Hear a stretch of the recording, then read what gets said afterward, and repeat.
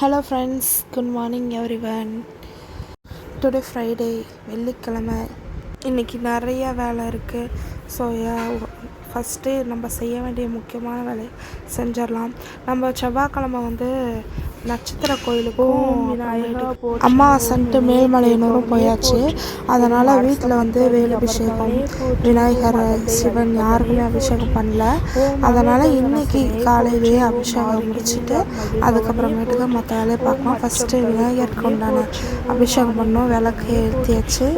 இப்போ பண்ணுறதுக்கு ரெடி பண்ணலாம். எனக்கு தண்ணி சிந்தி அழுத்திட்டு போக முடியாதுன்னு நான் இதில் வச்சுருக்கேன்.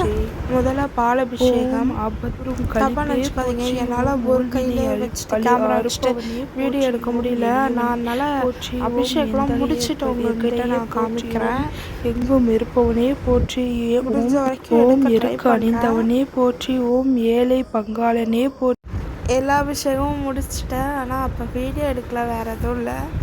இந்த ஊஞ்சல் பார்த்திங்கன்னா, நான் சின்ன பிள்ளையிலேருந்து இந்த ஊஞ்சல் எங்கள் வீட்டில் வச்சுருக்காங்க எங்கள் அம்மா. இது பார்த்திங்கன்னா விநாயகரை நான் எப்போயுமே இப்படி மஞ்சள் தடவி குங்குமம் வச்சு தான் இப்படி தான் வச்சிட்ருக்கோம். அதனால் அதே இதெல்லாம் அப்படியே தான் வச்சுருக்கேன். அவங்கள எப்படி மஞ்சளில் வச்சுருக்கோமோ அந்த மாதிரி இவங்க திருநீரில் வச்சுருக்கோம். போற்றி இந்த அபிஷேகமும் நான் முடிச்சுட்டு காமிக்கிறேன்.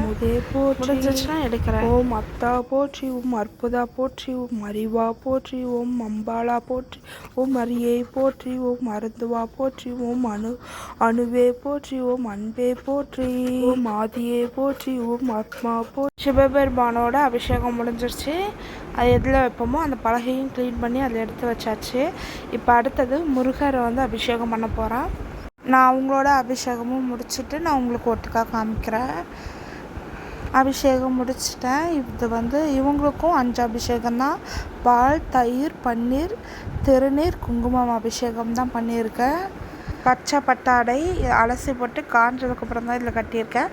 ஆரம்பிக்கும் போது அலசி போட்டேன். எப்பயுமே நம்ம சாமி கும்பிட ஆரம்பிக்கிறதுக்கு முன்னாடி நம்மளோட குலதெய்வத்தை நினச்சி வாசலில் கற்பூரம் ஏற்றி வச்சுட்டு அப்புறம் தான் உள்ளே சாமி கும்பிடணும். ஸோ ஃபஸ்ட்டு அதை ஏற்றி வச்சுட்டு அப்புறமா நம்ம உள்ளே கும்பிடலாம். இன்றைக்கி பெருசாக நெய்வேத்தியம் எதுவும் செய்ய டைம் இல்லை. அதனால் தீர்த்தமும் வீட்டிலையே மாதுளம்பழம் இருந்துச்சு, அதுவும் வச்சு இன்றைக்கி பூஜையை முடிச்சாச்சு.